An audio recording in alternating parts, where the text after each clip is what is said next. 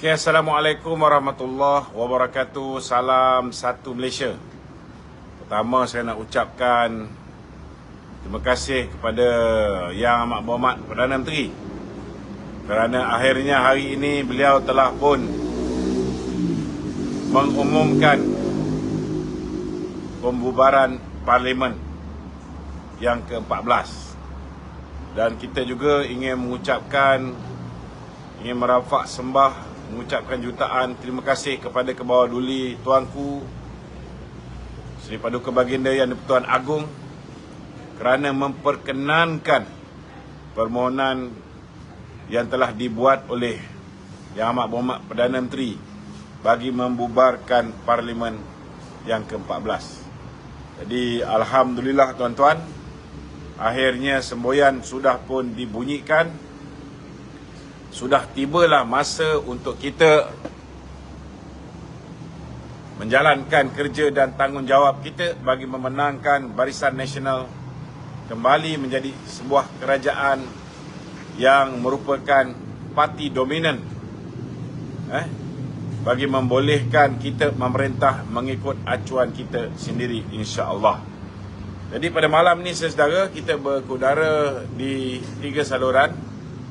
Di Facebook page Lokman Nur Adam, di YouTube channel Lokman Adam, Facebook page Lokman Nur Adam Official, dan juga di TikTok channel Dato' Efrosofi Lokman Nur bin Adam.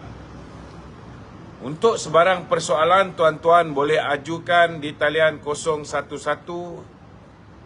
35954044, 011 35 954044. Tajuk mukadimah saya pada malam ni, kita ada banyak tajuk yang nak kita bincangkan, tetapi mukadimah saya yang saya pilih pada malam ni ialah sekiranya perlantikan Ketua Hakim Negara bercanggah dengan Perlembagaan Persekutuan, adakah keputusan yang dibuat oleh Ketua Hakim Negara ketika mengadili kes Datuk Seri Najib adalah sah? Okey, tuan-tuan. Saudara, tajuk ni saya pilih kerana di dalam laporan pasukan petugas khas yang telah pun dibocorkan melalui laman web Malaysia Today milik Raja Petra Kamarudin, di dalam dokumen laporan pasukan petugas khas yang mempunyai 822 muka surat. Pasukan petugas khas, tuan-tuan, telah mendapati bahawa Tan Sri Tommy Thomas telah membocorkan satu maklumat yang tidak sepatutnya dibocorkan. Dan maklumat ini akhirnya, tuan-tuan, bakal menjerat Tan Sri Tommy Thomas kerana telah menyalahguna kuasa dan ianya boleh dihadapkan di bawah Akta Suruhanjaya Pencegahan Rasuah. Saudara, apa yang telah beliau dedahkan? Tan Sri Tommy Thomas, tuan-tuan, dengan bangganya di dalam buku Justice in Wilderness, beliau mengatakan bahawa untuk melantik 2 ketua hakim negara. Ini saudara, bukan satu, tuan-tuan. 2 ketua hakim negara ini dilantik bukan daripada cadangan JEK ataupun Jawatan Kuasa Perlantikan Kehakiman, ataupun JEK dia panggil apa? Justice Appointment Committee. Bukan hanya perlantikan Tan Sri Richard Malanjun tidak melalui cadangan yang dibuat oleh JEK, tetapi perlantikan Tengku Maimun juga tidak melalui cadangan daripada JEK. Saudara, amat mengejutkan, tuan-tuan, sebab buku ni memang panjang. Laporan ni lagi panjang, 822 muka surat. Saya kena keluarkan sedikit demi sedikit untuk tuan-tuan faham. Tetapi apa yang telah didedahkan ini jelas menunjukkan, tuan-tuan, ketika zaman Datuk Zahid Ibrahim sebagai Menteri Undang-Undang, beliau telah initiate ni maknanya akibat daripada pendedahan video VK Lingam. Video VK Lingam, saudara, mengesahkan bahawa hakim boleh diatur seperti mana yang didakwa oleh VK Lingam. VK Lingam, tuan-tuan, selepas mendedahkan bahawa hakim-hakim zaman Mahathir dulu, zaman dia menjadi Maha Fir'aun 22 tahun, dia boleh mengatur hakim bagi memastikan kes-kes tertentu dapat dimenangi di mahkamah, baik di mahkamah tinggi, mahkamah rayuan maupun mahkamah persekutuan. Jadi, tuan-tuan, ini menyebabkan Datuk Zahid Ibrahim selaku Menteri Undang-Undang ketika itu telah mencadangkan untuk diwujudkan apa yang dipanggil sebagai JAK ataupun Jawatan Kuasa Perlantikan Kehakiman. Yang baru-baru ini kita dimaklumkan bahawa ke bawah Duli Tuanku Yang di-Pertuan Agong telah memperkenan untuk Tan Sri Raus mempengerusikan jawatan kuasa ini, dan beberapa bekas-bekas pegawai tinggi kerajaan termasuk bekas-bekas hakim telah dilantik untuk menduduki jawatan kuasa pelantikan kehakiman ini. Namun, saudara, apabila ianya sudah pun dimasukkan sebagai undang-undang, maknanya untuk melantik seorang hakim, maka cadangan itu perlu datang daripada jawatan kuasa perlantikan kehakiman. Jawatan kuasa pelantikan kehakiman akan mencadangkan kepada Perdana Menteri. Walaupun Perdana Menteri boleh menolak cadangan yang dibuat, dan JAK boleh membuat cadangan lain, namun dalam melantik Tan Sri Richard Malanjun amat mengejutkan, tuan-tuan. Peranan JAK langsung tidak diambil kira, malah Tan Sri Tommy Thomas mendedahkan beliaulah yang telah mencadangkan supaya Tan Sri Richard Malanjun dilantik sebagai Ketua Hakim Negara dan Tun Maimun dilantik sebagai Ketua Hakim Negara. Dua orang, tuan-tuan. Jadi persoalan dia, kalau pelantikan Tengku Maimun tidak mengikut perlembagaan, tidak mengikut undang-undang, adakah keputusan yang beliau buat ketika mengadili kes Datuk Seri Najib adalah sah dari segi sudut undang-undang? Ini kita minta supaya Peguam Datuk Seri Najib dan mereka-mereka yang terlibat untuk mengkaji, dan sekiranya merasakan bahawa kita ada strong case, maka sewajarnya lah kita mencabar perkara ini di mahkamah. Walaupun kita tahu mahkamah ini dikuasai oleh Ketua Hakim Negara sebagai kepalanya, namun setidak-tidaknya kita harus menyatakan ketidaksetujuan kita bila mana kita mendapat berita yang amat mengejutkan ini. Tuan-tuan, lebih mengejutkan, saudara, dan terlalu nampak jelas bahawa Datuk Seri Najib adalah mangsa konspirasi politik. Di dalam buku Tan Sri Tommy Thomas juga, beliau mengesahkan bahawa beliau bersama dengan Zainur Zakaria telah berjumpa dengan Tun Dr. Mahathir Mohamad untuk membincangkan isu 1MDB sebelum mereka memenangi pilihan raya umum yang ke-14, tuan-tuan. Maknanya, saudara, perancangan nak mengenakan Najib ini sudah berjalan begitu lama. Sudah berjalan begitu lama, dan Tommy Thomas, tuan-tuan, adalah antara orang yang telah memberikan nasihat-nasihat nasihat-nasihat kepada Tun Dr. Mahathir tentang tindakan-tindakan undang-undang yang perlu diambil. Itu sebabnya, saudara, sebaik saja Pakatan Harapan memerintah, Tommy Thomas telah diangkat menjadi peguam negara, tuan-tuan.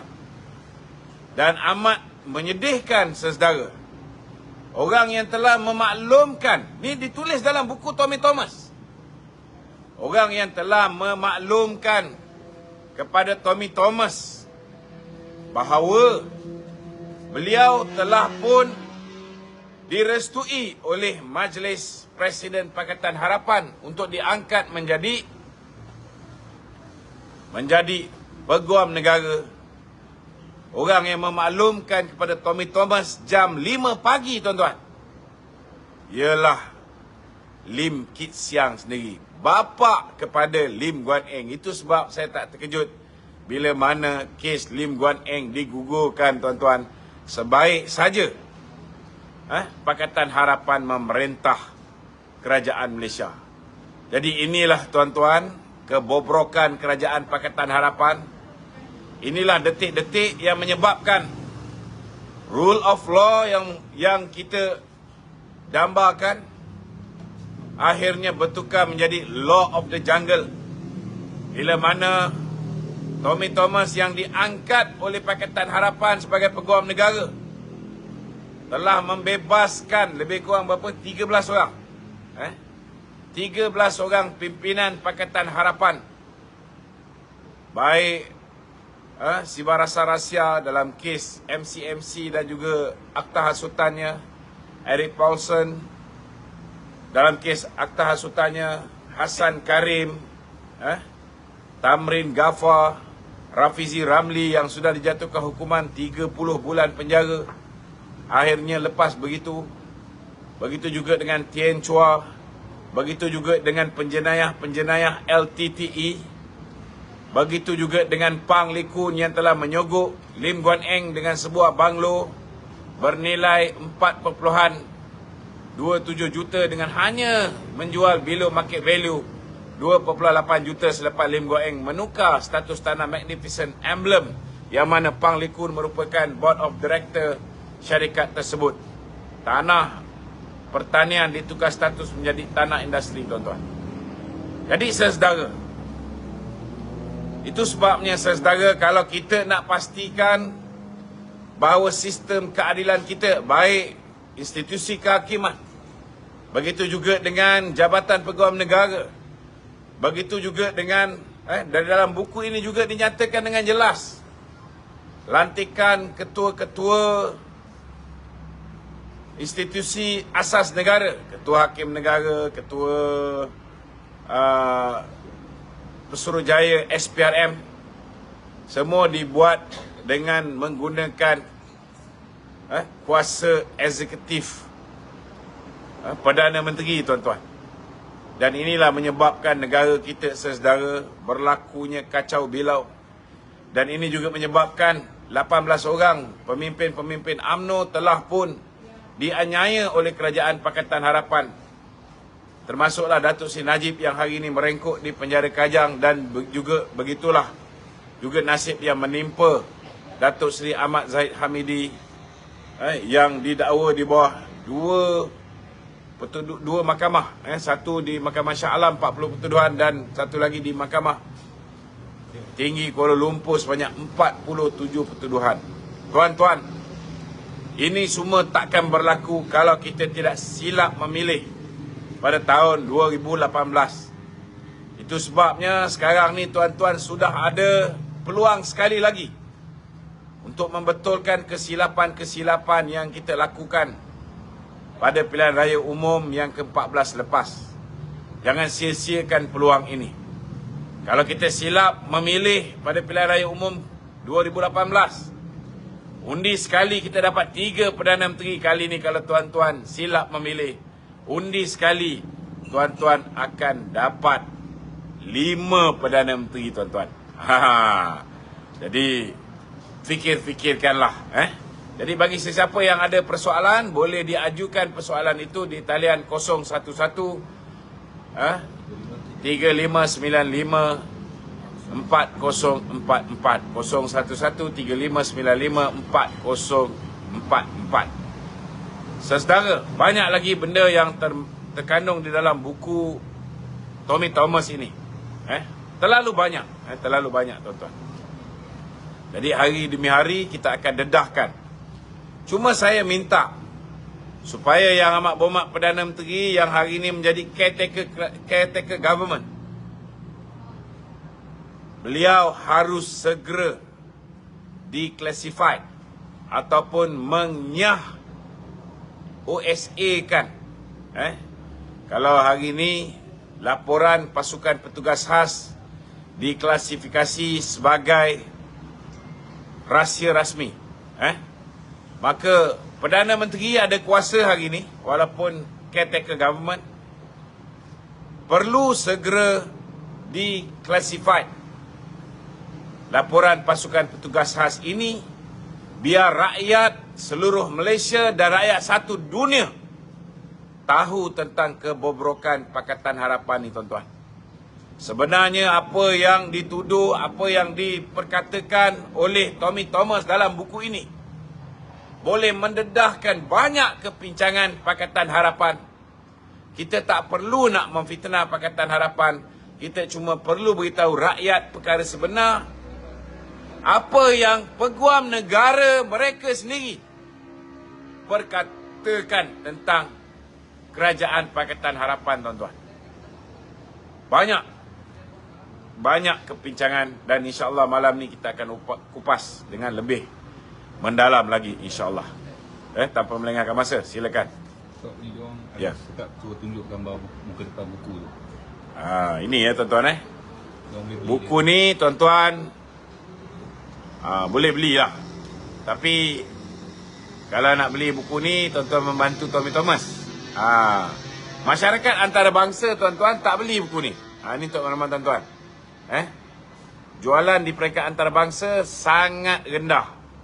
Yang banyak beli ni, saudara, orang-orang di dalam negara. Itu pun banyak nak tahu pendedahan yang dilakukan oleh Tommy Thomas ni. Okey. Silakan. Okey tu. Semasa pelantikan Tunku Maimon Ketua Akhir Negara, kenapa Jack tak ambil tindakan? Sebenarnya orang yang patut ambil tindakan ialah peguam negara.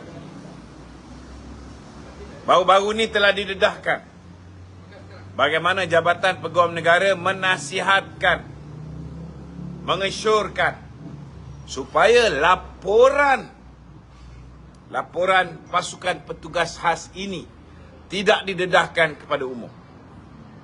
Agak-agak, tuan-tuan, kenapa Jabatan Peguam Negara tak nak benda ni diketahui umum? Kerana kalau ianya dibaca, saudara, pertama sekali orang akan tahu betapa bodohnya bekas Peguam Negara lantikan Pakatan Harapan ni.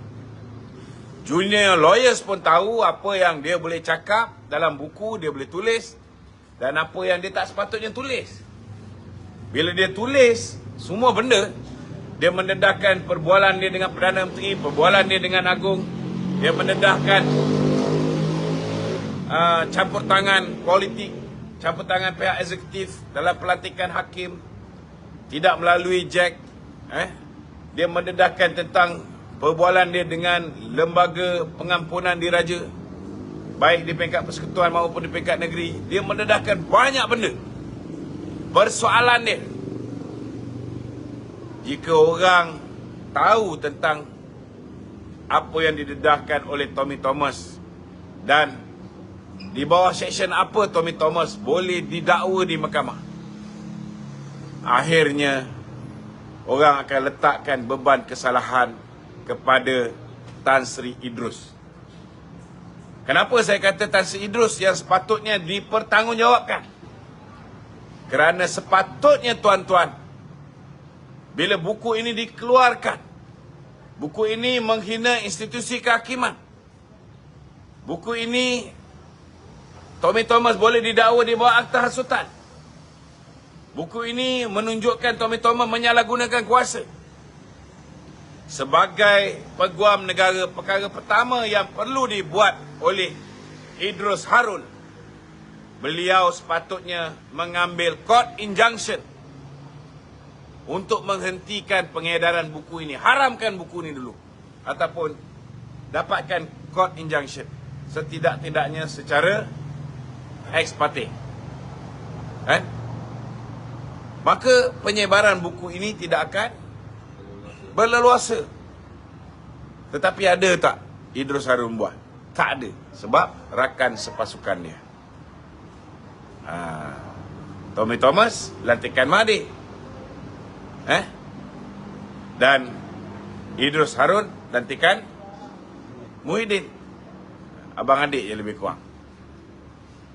Jelas. Itu sebab Jabatan Peguam Negara mengesyorkan supaya kerajaan tidak mendedahkan. Itu sebabnya kita minta Yang Amat Berhormat Perdana Menteri, memandangkan Tan Sri Idrus Harun pun tak nak dengar cakap dia, maka kita minta Yang Amat Berhormat Perdana Menteri declassified dokumen ini supaya kita boleh dedahkan kepincangan Kerajaan Pakatan Harapan yang didedahkan oleh Tommy Thomas, yang mana Mahathir sendiri mengatakan beliau menyesal melantik Tommy Thomas. Dah dilondehkan dek Tommy Thomas baru nak menyesal. Padahal dia orang ni berpakat untuk mengenakan Najib daripada sebelum ada kuasa untuk memerintah. Sebelum PRU lagi. Okey. Apa ni, kalau benar lah apa dakwaan Tommy Thomas tentang orang kata salah laku dalam pelantikan Tengku Maimun. Ya. Kita tu Najib ni macam mana tu sepatutnya? Kalau benar lah. Macam saya cakap lah, boleh diisytiharkan sebagai tidak sah. Sebab pelantikan Ketua Hakim Negara itu tidak mengikut perlembagaan. Kalau ikut undang-undang negara ini, ianya mesti dicadangkan oleh JEK, Jawatan Kuasa Pelantikan Kehakiman. Tetapi tidak berlaku. Tidak berlaku. Ini belum lagi kita pertikaikan tentang kedudukan ahli Suruhanjaya Pilihan Raya. Election Commission. Saya nak beritahu di dalam buku ini juga mendedahkan bahawa sebenarnya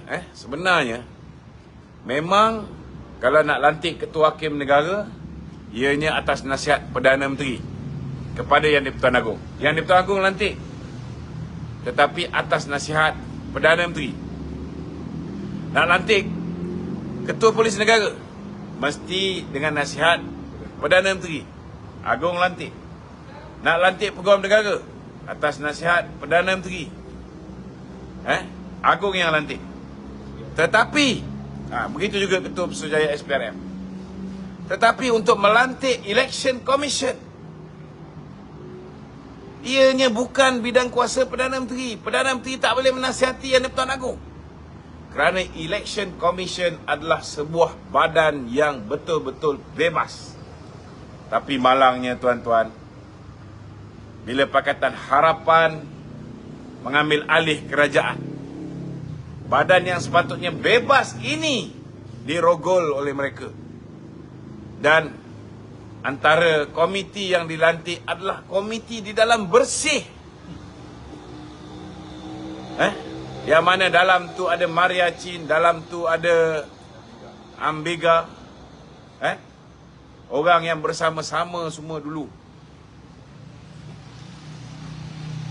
Saudara, cuba bayangkan. Orang macam Azmi Syahrum, terang-terang geng Pakatan Harapan, hari ini merupakan timbalan pengurusi Suruhanjaya Pilihan Raya. Padahal pelantikan ini sepatutnya neutral.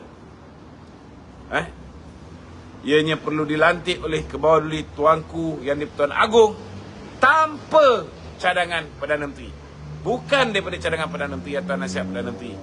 Seperti mana ketua-ketua institusi asas negara lain mesti melalui nasihat Perdana Menteri.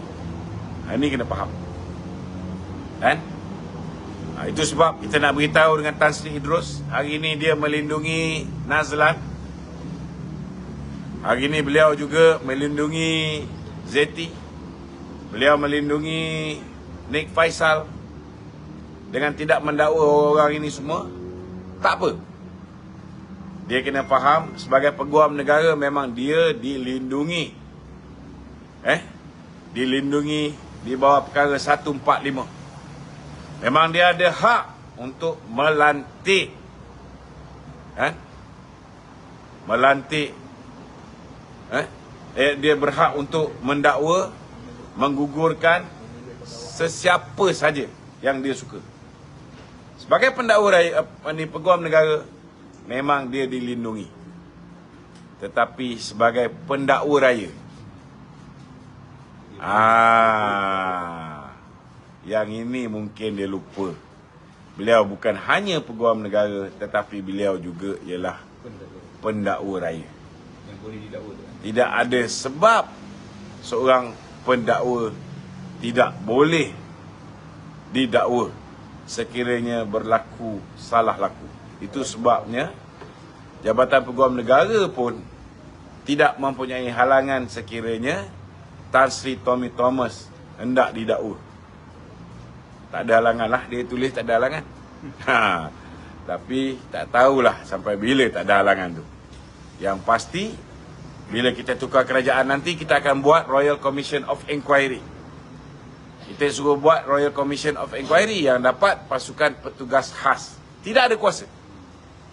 Itu sebab bila Siti Zainab dipanggil untuk memberikan keterangan, dia pun tak nak bagi keterangan. Kan? Tetapi bila kita wujudkan RCI, Royal Commission of Inquiry, semuanya akan terbongkar insya-Allah. Kalau nak tengok benda ni terbongkar, undilah Barisan Nasional. Kita tegakkan keadilan di bumi Malaysia ni. Kita pastikan siapa juga yang memerintah lepas ini akan berlaku adil kepada semua kaum.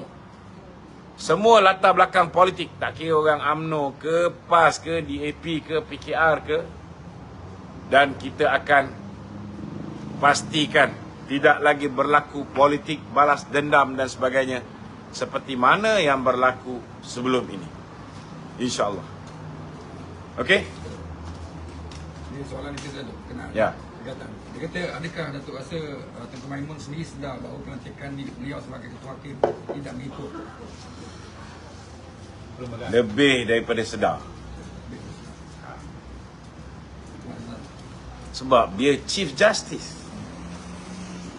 As Chief Justice, dia sepatutnya orang yang paling faham tentang undang-undang.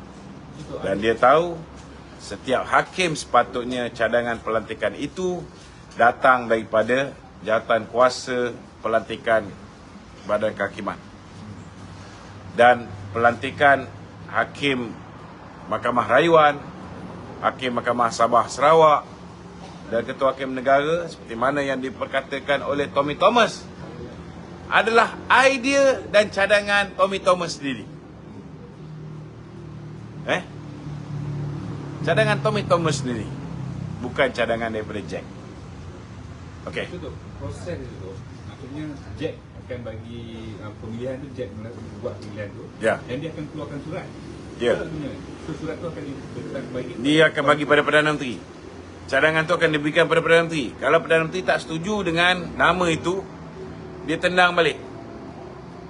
Maka Jack kena mencadangkan nama lain. Tapi yang ni tak melalui Tetapi mesti datangnya daripada Jack. Okey? Alright. Okey tu. Ini netizen tanya tu Assalamualaikum Datuk. Waalaikumsalam. Nak tanya, apa motif sebenar Tommy Thomas menulis buku tersebut? Kerana apa yang Datuk sebut, Tommy Thomas boleh didakwa.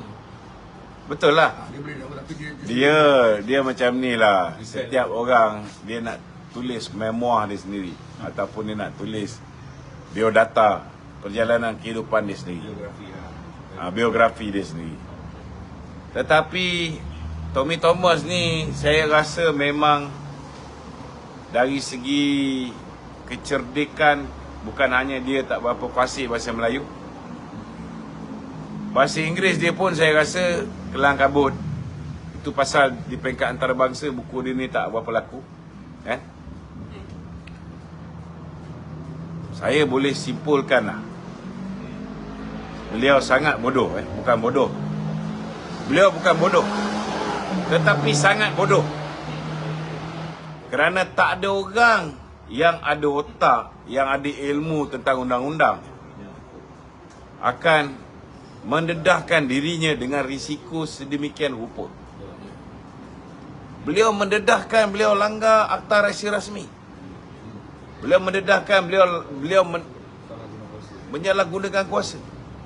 Beliau mendedahkan bagaimana campur tangan pihak eksekutif di dalam sistem kehakiman dan perundangan.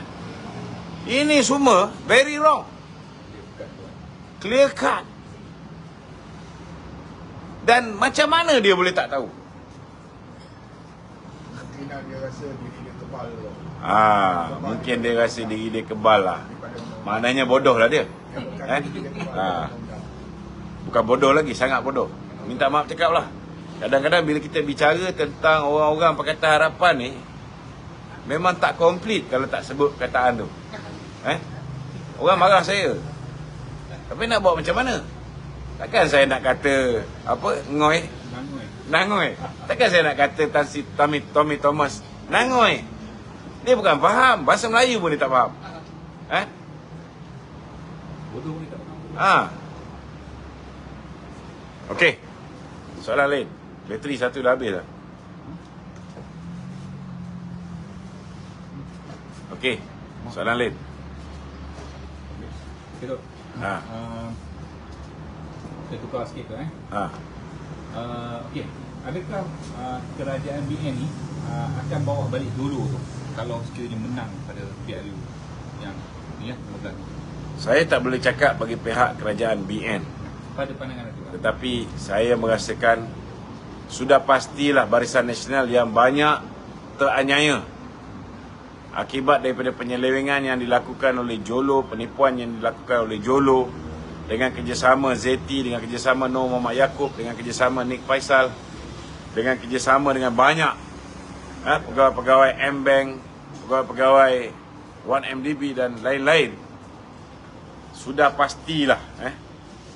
pastilah orang-orang BN nak melihat supaya Jolo dihadapkan ke muka pengadilan. Kerana hanya dengan membawa Jolo ke muka pengadilan, kita akan tahu siapa culprit sebenar. Kan? Kalau kita fikir dari segi jumlah duit yang diterima pun, Jolo menerima 1.2 bilion US dollar. Macam mana dia boleh lepas? Datuk Seri Najib terima 42 juta ringgit. Daripada 42 juta ringgit tu pun dipindahkan tanpa pengetahuan dia juga. Mula-mula 27 juta, lepas tu lagi 5 juta, 32 juta. Hanya 10 million saja yang duduk dalam akaun yang dibelanjakan untuk bantu anak yatim, untuk buat masjid, untuk bagi kat tahfiz dan macam-macam. Itu pun dia akhirnya dikambing hitamkan. Macam mana yang lain ni boleh tak kena dakwa langsung? Dan sampai hari ni Peguam Negara bertegas tak nak dakwa hakim yang terang-terang ada konflik of interest dalam kes SRC ni. Ini memang banyak persoalan-persoalan yang perlu dijawab. Okey. Dok, dalam keadaan sekarang ni, Dok, caretaker government ni kan, boleh ke PM arahkan Jabatan Immigration untuk stopkan diorang-diorang yang ada kes macam ni, Dok, untuk keluar? Boleh. Dan patut buat ke? Memang patut buat. Sekarang ni sepatutnya Amat Berhormat Perdana Menteri boleh mengarahkan Jabatan Immigration untuk blacklist. Sebab bila mana Pakatan Harapan memerintah, walaupun Datuk Seri Najib, Datin Seri Rosmah belum didakwa, mereka dah sekat Datuk Seri Najib dan Datin Seri Rosmah daripada keluar negara. Macam sekarang kita dah tahu, lepas je pilihan raya, confirm Tommy Thomas ni akan didakwa. Tak ada orang lagi boleh lindungi dia. Confirm siasatan ataupun RCI akan dibuat ke atas dakwaan-dakwaan yang telah dibuat oleh Tommy Thomas, maka mereka ni akan ke muka pengadilan. Sudah pastilah mereka akan melarikan diri, kan? Jadi sewajarnya mereka-mereka ini, orang macam Zeti, suaminya Taufik Aiman, anaknya Aziz Taufik, Nur Muhammad Yaakob, Mahathir Mohamad, kan? Muhyiddin Yassin, ini semua orang yang sepatutnya hari ini sudah pun di blacklist daripada meninggalkan negara. Kita sudah pasti akan buka kertas siasatan untuk menyiasat apa yang telah dibelanjakan sepanjang tempoh darurat. Kepada siapa projek-projek ini diberikan, apa timbal balas daripada pemberian projek-projek direct nego ni, semua ni perlu disiasat. Okey? Okay, Dr. Ya. I got a question from Tan Wee Kiong. Ya, Tan Wee So Kiong. will be, I have one question. Will be State Assembly will be dissolved in accordance to the Parliament resolution this afternoon? It depends. Okay? For Johor, Sabah, Sarawak and Melaka, there won't be any state election. Okay? Normally, when we have snap election, each voters will have to vote for parliamentary seats and also state seats. But for these 4 states, there won't be any election for the state seats because they have done it. Melaka dah buat, Johor dah buat, Sabah dah buat, Sarawak also dah buat. But as we all know that Penang, Negeri Sembilan and Selangor, they have already announced that they are not going to dissolve. Huh? Oh, they are going to dissolve. Okay. Latest information, even Selangor, Penang and also Negeri Sembilan, they will have their state election together with the general election. So meaning only 4 states, the voters will only see the parliamentary candidate. There won't be any state candidates. Yeah. Okay, one more question. Oh, Negeri Sembilan dengan Selangor. Penang? Ini belum lagi. Penang belum? Oh, Penang no chat. Only Negeri Sembilan and Selangor. Okay, got one more question. Yeah. Where will be PAS going in this election? They are going to heaven. Huh? So Kelantan will also dissolve. That's why I told you. No. Huh? Oh, Kelantan tak? Bagus. That's good. So that after this we can concentrate to win back Kelantan, to win back Terengganu. And Kedah. Kedah? Sanusi no chat. He haven't make up his mind yet. So we are not sure whether there will be state election in Kedah or not. Okay, ada soalan lain?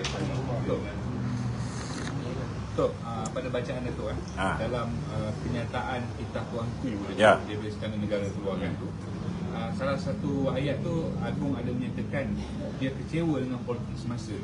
Ya. So, pada bacaan Datuk, apa agaknya Tuanku kecewa? Sebenarnya tadi dalam mesyuarat Biro Politik, seperti mana yang diperkatakan oleh Datuk Seri Khalid Nordin, PM telah diminta untuk memberikan penjelasan. Dan mengikut Datuk Seri Khalid Nordin, dalam 1-2 hari ini, PM lah orang yang paling layak untuk menjawab. Cuma disebabkan Anwar Ibrahim dah manipulate benda ni. Anwar Ibrahim dah manipulate dengan mengatakan bahawa pilihan raya ini menyebabkan tuanku kecewa. Dan dia cuba memberi gambaran bahawa desakan untuk mengadakan pilihan raya inilah menyebabkan tuanku kecewa. Kalau dia boleh buat andaian begitu, saya nak beritahu, saya pun boleh buat andaian. Saya rakyat biasa, saya boleh buat andaian. antara kekecewaan, kalau kita baca apa yang ditulis oleh Datuk Seri Pengelola Bijaya, Datuk Seri Fadil, kan? Dia mengatakan tuanku kecewa dengan senario politik semasa. Kecewa dengan senario politik semasa. Kan? Yang menyebabkan baginda tuanku terpaksa bersetuju untuk membubarkan parlimen demi mewujudkan kestabilan politik. Maknanya, kekecewaan tuanku itu berpunca daripada ketidakstabilan politik. Apa yang menyebabkan politik ni tidak stabil? Kerana Datuk Seri Ismail Sabri diangkat menjadi Perdana Menteri oleh 114 orang yang sama yang mengangkat Nasir Muhyiddin menjadi Perdana Menteri. Kenapa tak stabil? Pertamanya kerana mereka ini bukanlah kerajaan yang dipilih oleh rakyat. Mereka, Muhyiddin Yassin, diangkat melalui langkah Sheraton. Pintu belakang. Dan bila dia menyerahkan kuasa, dia letak syarat, dia bersetuju untuk berikan kuasa kepada Datuk Seri Ismail Sabri dengan syarat Datuk Seri Ismail Sabri kena mengekalkan kerajaan yang sama. Bila mengekalkan kerajaan yang sama, walaupun Datuk Seri Ismail Sabri pastikan bahawa setiap menteri-menteri ini ada KPI dan sebagainya, kalau ada menteri yang KPI dia buruk sekalipun, boleh tak tukar? Tak boleh, kerana dia hanya mempunyai majoriti 114 orang. Kalau dia tukar seorang menteri tak jadi menteri, orang tu kurang-kurang ada 2 atau 3 orang penyokong, government akan tumbang. Stabil tak? Tidak stabil.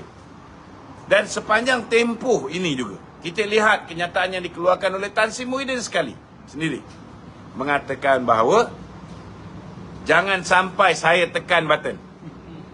Jangan lupa, Muhyiddin mengugut nak tekan butang. Dan saya yakin pada firasat saya, antara perkara yang menyebabkan tuanku kecewa, bila mana tuanku dah arahkan UMNO PAS GPS bersatu, bergabung bentuk kerajaan, maintain harmoni dan sebagainya.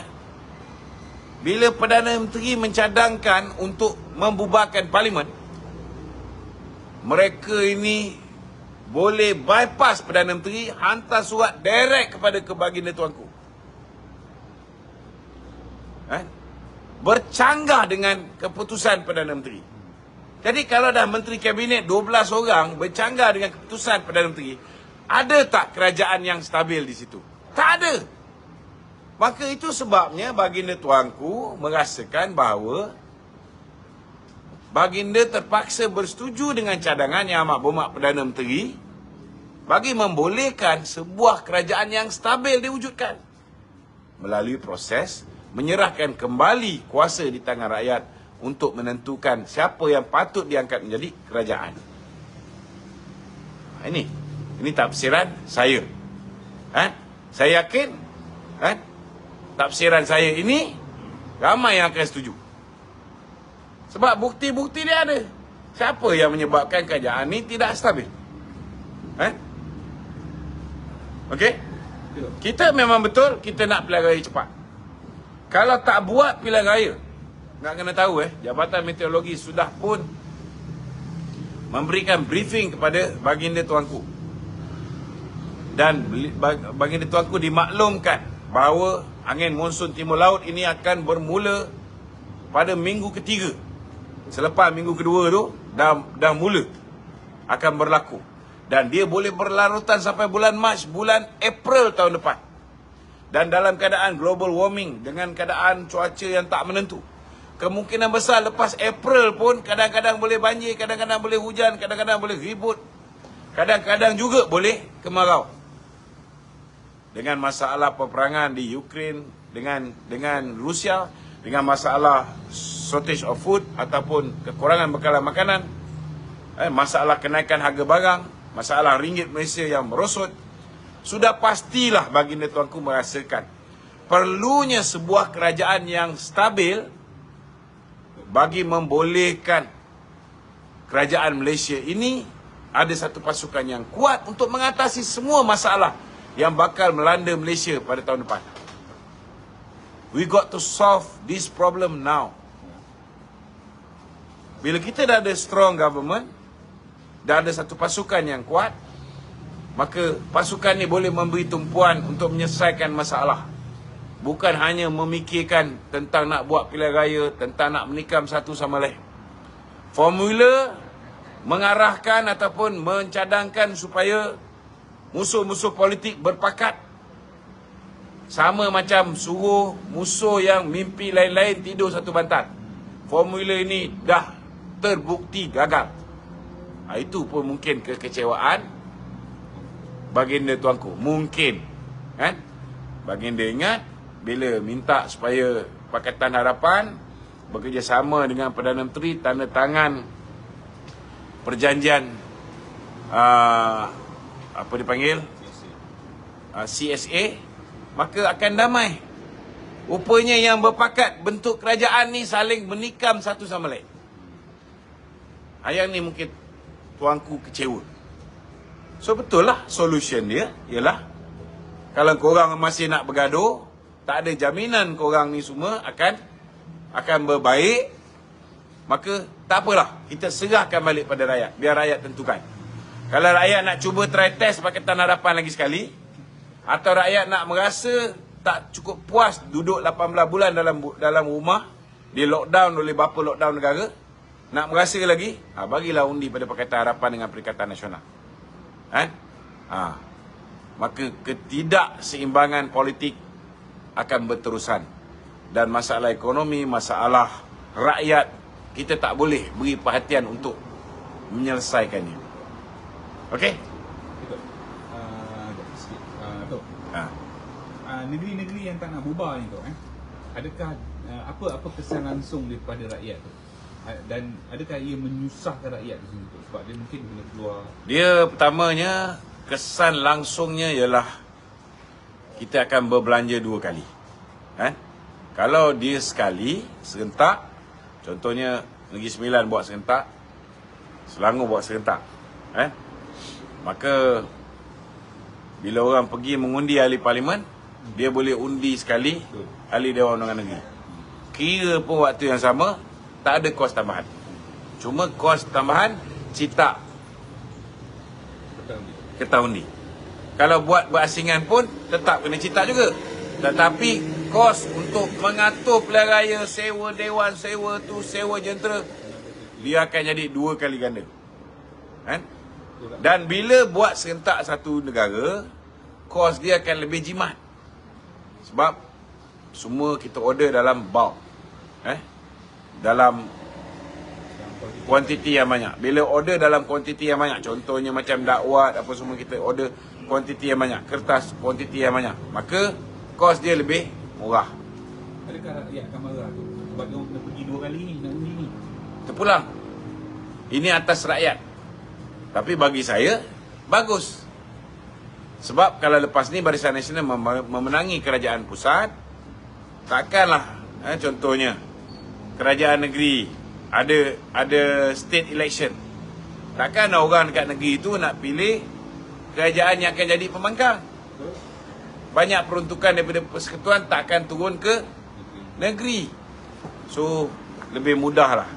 Dan kita dikenali sebagai parti yang mempunyai jentera yang sangat ramai. Kita ada machinery. Kita ada peralatan-peralatan untuk kempen yang cukup banyak. So, kalau dah satu Malaysia nanti tumpu kat Pulau Pinang, daripada tak ada harapan nak menang Pulau Pinang ni, insya-Allah kita boleh menang silap-silap.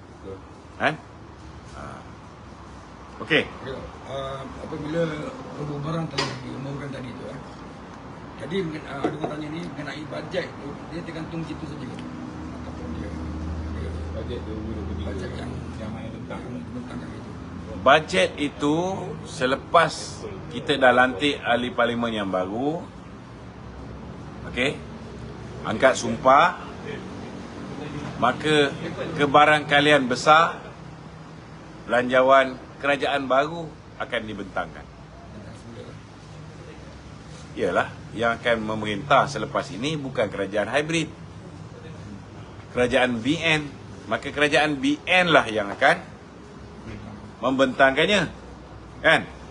Tetapi kalau misalnya Datuk Seri Ismail Sabri berbincang dengan Presiden dan Dewan Tertinggi BN bersetuju untuk mengambil isi-isi penting di dalam Belanjawan 2023 sebagai sebahagian daripada manifesto Barisan Nasional, ianya boleh digunakan sebagai manifesto, dan selepas saja kita angkat sumpah ahli parlimen baru, boleh dibentangkan balik benda yang sama. Maksudnya sekarang ni bajet tu tak lulus lagi. Belum lulus sebab belum dibahaskan dan belum diundi untuk diluluskan. Jadi katalah election awal bulan 11 Ya. Jadi ada dah cukup masa untuk Ah. untuk nak ni tu. Masa tu. Dia memang agak suntuk tetapi doable. Boleh dibuat. Memang very fast punya ni lah. Boleh dibuat. Sebab dia kena bentang sebelum habis tahun kan tu. Kalau nak pastikan ianya boleh dibentang cepat, pastikan undi Barisan Nasional kita dapat 2/3 habis. Tak ada cerita banyak. Kan? Kita bentang, bahas sikit-sikit, dah undi. Kalau masa tu ketua pembangkang pun tak ada, pembangkang hilang semua kursi, tak ada bahas lah. Tak adalah perbahasan yang dimulakan oleh ketua pembangkang. Okey? Untuk ramai rakyat mengadu sekarang pasal kos harga hidup dan sebagainya tu. Ya. Mereka tanya pasal KWSP 2.0 tu. Dalam tempoh pembubaran itu sehingga ni akan dalam masa dekat ni boleh tak Perdana Menteri umumkan itu rasa? Selepas parlimen dibubarkan, lebih baik tidak ada sebarang bentuk pengumuman yang boleh menunjukkan bahawa ianya adalah sebagai satu sokongan. Lebih baik begitu. Takut macam itu hari, kalau kita umum bagi KWSP sebelum pilihan raya Johor, maka pembangkang akan kata kita merasuah rakyat dengan KWSP. Itu sebab lepas di pilihan raya 1-2 hari kita luluskan. Jadi jangan cakap. Paling selamat jangan cakap sekarang. Okey? Tok, mengenai status Datuk Seri Najib tu, orang tanyalah. Ya. Dia sekarang ni dalam masih lagi MP tu. Ya. Sekiranya dia berpeluang bertanding tu. Ya. Adakah dia diberi pengecualian untuk pergi kempen dan sebagainya? Dia macam ni lah. Sebenarnya kes Datuk Najib ni tak sepatutnya dia dihantar pun pergi ke penjara Kajang. Sebab sekiranya Tan Sri Idrus Harun tidak menyalahkan kedudukan dia sebagai peguam negara dan menyelamatkan Tengku Nazlan, the moment Nazlan didakwa, maka apa saja yang melibatkan Datuk Seri Najib yang telah didapati bersalah di bawah Hakim Nazlan perlu dibicarakan semula. Sama ada dia dapat penggantungan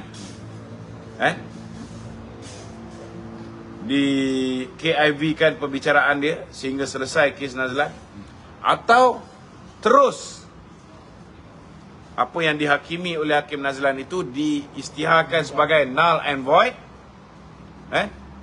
dan satu fresh pendakwaan yang baru, pembicaraan yang baru dilakukan di hadapan seorang hakim yang baru yang tidak ada konflik kepentingan. Itu sepatutnya berlaku. Cuma sekarang ni saya nampak sama ada Datuk Seri Najib boleh dibebaskan jika ada semakan kaki manis 21 bulan ni akan bermula, ataupun kalau dia mendapat pengampunan diraja ataupun ke bawah duli tuanku menangguhkan hukuman dia. Tok, pada pandangan Datuk, Ya. macam tadi kita buat dapat berita kan, Ya. Selangor Negeri Sembilan setuju untuk bubar parlimen, bubar DUN ikut sat lah. Tapi kenapa Pulau Pinang ni dia belum bagi pusat? Adakah ada orang ni pun berkucak kaki antara dia orang ni sebenarnya? Maksudnya antara PH ni, dalam PH ni sebenarnya. Itu kena tanya dengan PH. Kan? Pandangan tu kan? Sudah pastilah mereka ni dia ada pandangan mereka masing-masing. Mungkin decision yang nak dibuat oleh Selangor, decision yang nak dibuat oleh Negeri Sembilan belum dipahami oleh Penang. Kan? Selangor cukup takut kalau misalnya dibuat berasingan. Sebab kita akan kerah satu Malaysia punya jentera turun Selangor. Pulau Pinang mungkin belum faham benda tu. Sikit hari lagi mungkin dia faham. Okey? Betul. Ya. Saya nak ada soalan ni mungkin luar daripada kotak. Kotak mana ni? Kotak KFC? Kotak apa? Kotak ngundi. Sekarang kotak ni penting tau. Dalam tempoh daripada sekarang sampai 5 bulan ni. Okay, kita fikir kotak mengundi. Okay, sebelum ni PRK atau PPRN setiap kali berkempen tentu ada bosku. Sekarang bosku berada di penjara. Ya. Apa komen Datuk? Maknanya naratif tak ada bosku. Apa Kita impact? doakan semoga kalau boleh bosku ni dapat pengampunan segera ataupun penangguhan. Sebab sekarang terang-terang Idrus dengar cakap Muhyiddin dia tak nak dakwa Nazlan, kan? Walaupun SPRM dah cakap memang ada clear cut case terhadap Nazlan, boleh didakwa di bawah seksyen 220 kanun kesisaan, tapi dia tak nak dakwa, kan? Apa boleh buat? Sekarang harapkan kepada bagi dia tuan. Okey. Apa yang kita boleh buat? Bosku ni jasad dia di penjara, tetapi kena ingat jiwa dia tetap merdeka. Sebelum dia disumbatkan ke penjara Kajang, dia dah berceramah di banyak tempat. Dia dah berhujah di banyak tempat. Dia dah mengeluarkan fakta-fakta dia di dalam Facebook beliau, dan benda ni masih ada dalam tu. Betul tak betul? Jadi apa yang kita perlu buat? Hari ni kita tengok balik semua kenyataan-kenyataan yang bosku buat. Kita tengok balik semua video-video yang bosku buat. Kita bantu download. Download Facebook dia tu, video dia tu, download menggunakan Friendly. Kemudian kita potong pendek-pendek. Kita viralkan di setiap media sosial kita, di Twitter kita, di Facebook kita, di Instagram kita, di TikTok kita. Keluarkan semua.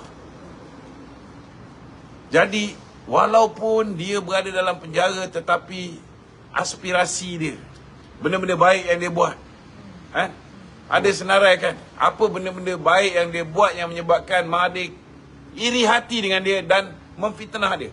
Keluarkan tu semua sekarang. Kejayaan-kejayaan dia, legasi-legasi dia, keluarkan. InsyaAllah. Itu sebab Presiden UMNO kata aura bosku ini tidak boleh dimatikan. Kena ingat. Dan hari ini orang yang akan meneruskan perjuangan bosku, ketika bosku, campaign manager kita berada berehat di penjara Kajang, ialah Datuk Seri Ahmad Zahid Hamidi. Hari ini Datuk Seri Ahmad Zahid sudah pun agresif mengeluarkan kenyataan-kenyataan. Hari ini dia ada 3 kenyataan dia yang saya kongsi di Facebook. Jadi takkan saya seorang kongsi. So setiap ahli-ahli UMNO yang sayangkan parti UMNO, sayangkan Barisan Nasional, nak pastikan BN boleh memerintah semula, hari ini setiap hari buka Facebook Ahmad Zahid Hamidi. Buka Facebook Datuk Zahid dan tolong share atau copy link tu, tulis balik tajuk terang-terang, post dekat Facebook kita. Dan saya nak beritahu, saya punya WhatsApp saya dah kena block balik. Saya minta sesiapa yang ada grup, tak kira lah grup apa, grup penyamun ke, perompak ke, perogol ke, grup rumah ke, grup anak beranak ke, apa semua, ambil nombor telefon saya ni, masukkan nombor telefon saya ni dalam grup tuan-tuan. Saya akan blast menggunakan sistem Saya akan blast di setiap grup yang add nombor ni Tolong add nombor saya 013 8387038. Kita nak suruh rakyat 013 8387038. Tolong masukkan tu. tak bertahu. Tolong add 013 8387038. Invite nombor ni untuk menjadi ahli grup tuan-tuan. Tak kira lah grup sekolah ke, grup masjid ke, surau ke. Kerana nombor ni saya khususkan untuk WhatsApp group dan saya akan viralkan setiap bahan-bahan kempen di dalam grup ini. 838 013838738.